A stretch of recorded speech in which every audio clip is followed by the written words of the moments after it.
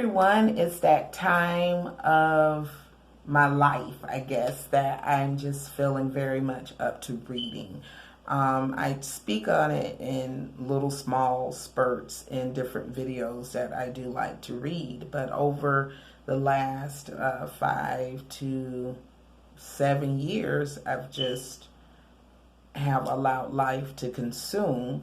And if it's not necessarily a health related book, I haven't been reading as much. I'm someone that in this present day is a library card holder, will use it and get through a book and go check out another one and so forth and so on.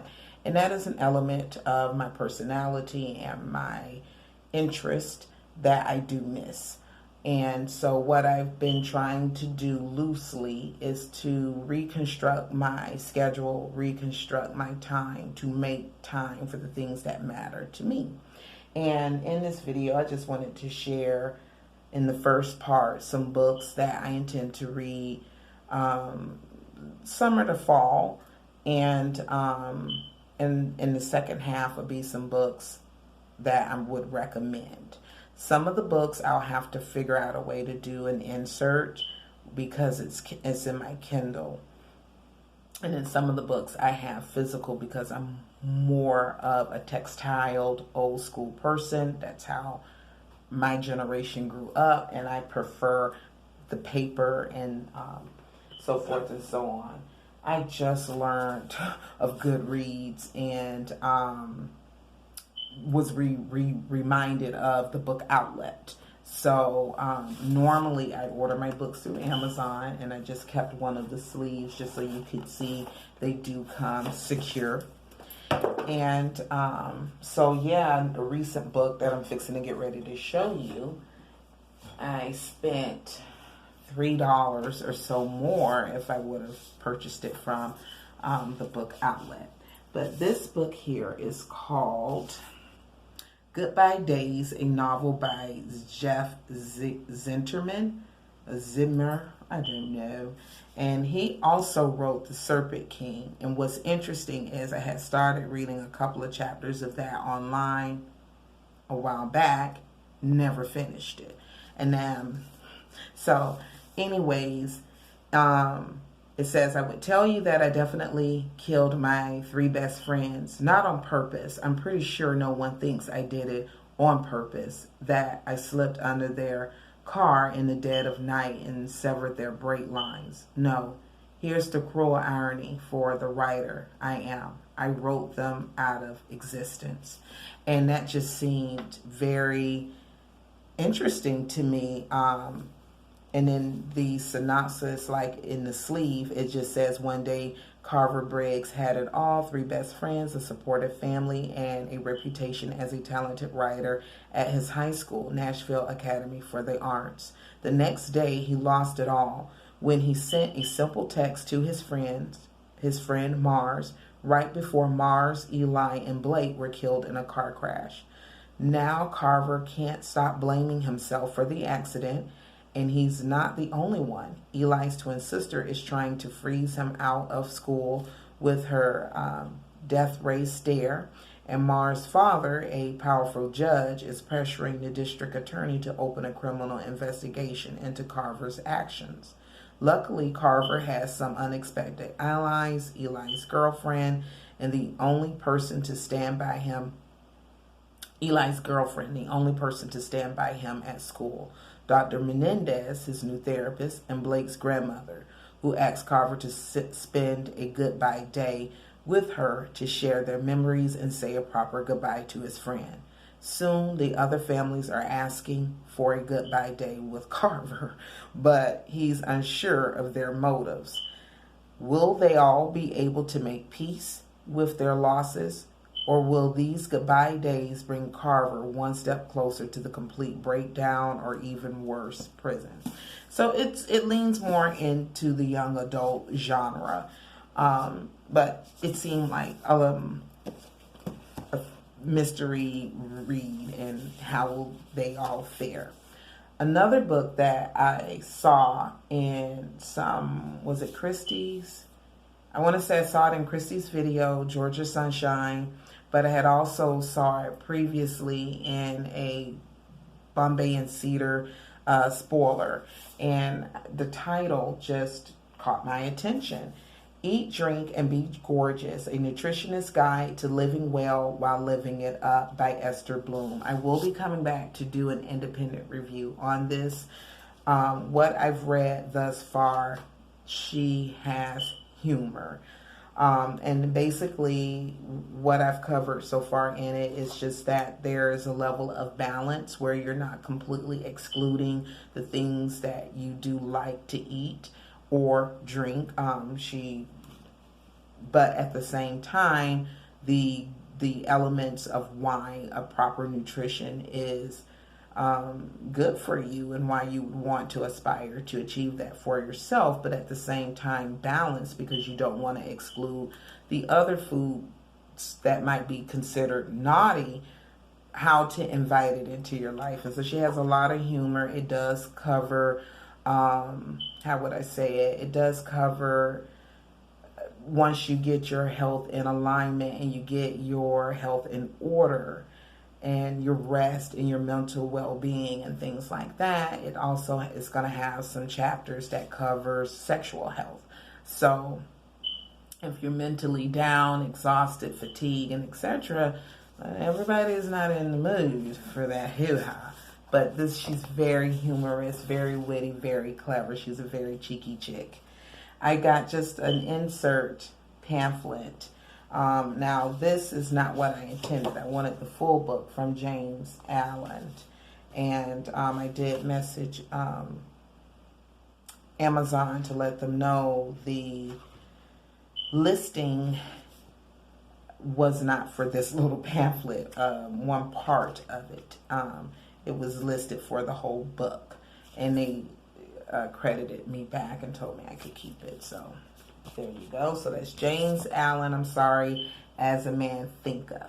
And it's just basically, as a man thinketh in his heart, so is he. If you follow the Holy Bible in any way, you're familiar with it, there is a scripture that says, what's in your heart is what you will speak, and what is in the man's heart, so to speak. I'll put the scripture in the description box. But not only embraces the whole of a man's being, but is so comprehensive as to reach out to every condition and circumstance of his life. A man is literally what he thinks, his character being the complete sum of all his thoughts. As the planet springs from and could not be without the seed, so every act of a man springs from the hidden seeds of thought, and could not have appeared without them. This applies equally to those acts called spontaneous and unpremeditated, as to those which are deliberately executed. Act is the blossom of thought, and joy and suffering are its fruits. Thus does a man garner in the sweet and bitter fruitage of his own husbandry. Husbandry, man. James Allen. So those is on mine to read. And I've been just getting down with this.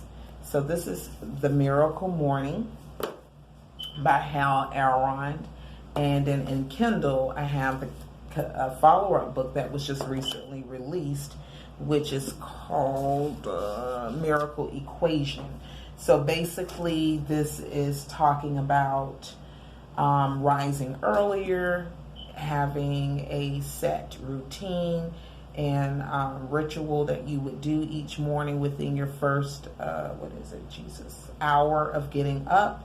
And it talks about tragedy and things that he's experienced, bouts of being down and up and down and up, and a personal coach and things like that, and how something that he was using for himself, he ended up sharing the information, it caught on, and then he honed in on it, tailored it a bit more, and began using it a part of his personal development and keynote speaking. I'm going to reread it. I'm almost at the end here.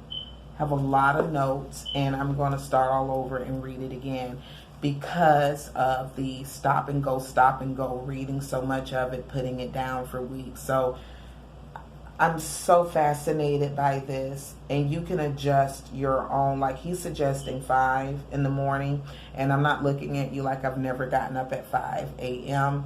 On my own, but I think you can start at a time that works for you and go from there. But it just talks about scribing, which is journaling, praying, meditation, drinking your first 16 ounces, 24 ounces of water within the first hour getting up. Now, I learned that through my Aunt Elvie. That's another book right there. But she's a 7-day Adventist, strict vegan, and she follows the different principles about getting sun, vitamin D, serotonin, dopamine levels, and things like that. I don't want to veer too far, but he has a very holistic, universal concept way of how to approach life and how to rise, and how you rise and prep yourself to enter into your day. You need to tend to you first. Don't just jump in your day. So I'm going to reread it, and then I'll follow it up with the miracle equation, which is sitting in my Kindle. 5-Second Journal. I am a very big fan of Mel. This is another book that I've got so far into it and then stopped. So that's my goal, is in the next 3 to 4 months, get this stuff read, man. But this is the 5-Second Journal. Basically, you would count backwards. So for procrastinators, hesitators, people who overthink things until they think themselves out of doing something, or never move or act on things because their mind is just going, this is a 5, 4, 3, 2, 1, go. That way you're not leaving a lot of room for all of that processing. And you can get some stuff done. Now, I'm only read through the first two chapters, and so I have a ways to go. But depending on how I like it from beginning to end, I may come back and do an independent review. I think I'm going to stop here, and I'll do the book recommendations and just certain ones I want to follow back up with. This was one that I was like 75% finished. So these are things I really just want to get finished. This is by Sarah Knight. Get your beep together. How to stop worrying about what you should do so that you can finish what you need to do and start doing what you want to do. She's funny as well, kind of straightforward in her approach to how she speaks to you. I do like the humor in the dialogue, though, from the Eat, Drink, and Be Gorgeous. This is one that I was participating with a local class at my library some years ago. And this book was provided to us participants, and it's George S. Clayson, The Richest Man in Babylon. And my youngest son was coming with me, and I have his book. Yeah, I have his book. I got to get mine because I got it swapped. But again, read 65% of it and didn't finish it. So I want to go back and start to finish, take fresh notes with a fresh mind, present day thinking, and get out of this stuff what I can, use it where it is necessary for me, tailor it for my life and where I'm at right now, instead of having this information sitting at my feet and not maximizing the hours in my day enough to actually sit down and read. And I'm beginning to feel resentment about not doing it. So I'm an adult. I have to be responsible for my time and make the time for this, schedule this stuff in. So I'm going to stop here. We're at 14 minutes and 31 seconds, and I'm looking down and I see so many more books. But that's kind of where I'm at. I will say before I close out, if I can be a good girl and really get in and get out these books, and I need to retrain my mind. I was a very quick reader, and not one that was just grazing over it. I mean, read it, get it, comprehend it, and understand it. But when you don't do something, you get soft and weak at it. So depending on how fast and my reading speed picks up, then I would like to revisit V.C.Andrews. Now, I read her entire Dollanganger, however she says their name, series in 1999 through 2000, and I was pregnant with my second son. I don't suggest people reading gothic horror novels while they're expecting a baby, because he was very mischievous little boy. But flowers in the attic, petals of the wind, on the wind, if there be thorns, seeds of yesterday, gardens of shadow, is where I stopped, which was a prequel to why the grandmother, Olivia, and Malcolm, the granddaddy, were the way they were, and why Corinne and the uncle and all that stuff. So it gives you a window into the past of why the family is the way they are. And when I went to go, because it was another book series by V.C.Andrews that I started, didn't finish, and it was the Castell series. So when I went to go find that name, I ended up learning the person, when she passed away, she left her writing estate to this guy, and he's been writing under her name, a pen name, ever since. And so he's followed up the Dollanganger series with Christopher's perspective. And I would like to see what he has to say. It says it's more secrets and things that happen at Foxworth Hall. So I'm gonna get the first one, which is Secrets of Foxworth. Then the second one is Echoes of Dollanganger, and then the last one is The Secret Brother. So my rule of thumb is I'm not going to buy no more books until I finish a book. I need to finish what I have, and then for every book I finish, then I get to order another book of interest. I think I was going through one of my religious moments, and I got rid of the entire series. And now I want to reread it. So either I'll use the library card for the books and start from scratch to finish, because I was engrossed. I remember that distinctly. I enjoyed her writing. So yeah, and for the fall would be L.J. Smith, The Secret Circle. So I watched the show on Netflix. The C.W. thought it was a great idea to cancel it. No one has picked it up, even though there's online petitions. And they're just like, don't give a shit.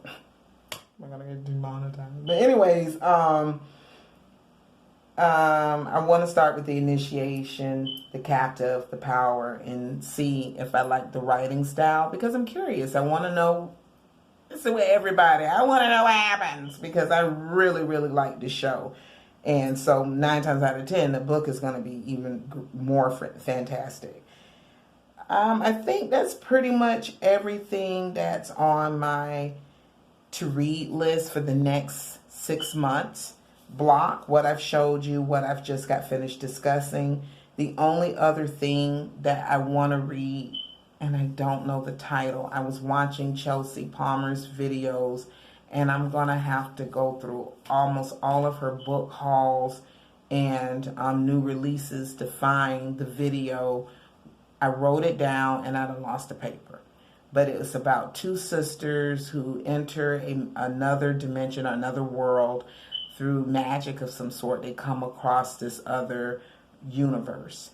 And it has magical properties or something about this world, and they're able to dwell there for a while, but then for whatever reason they're thrust back to Earth, and one of the sisters is not able to adapt and cope. That's what I remember the synopsis being about.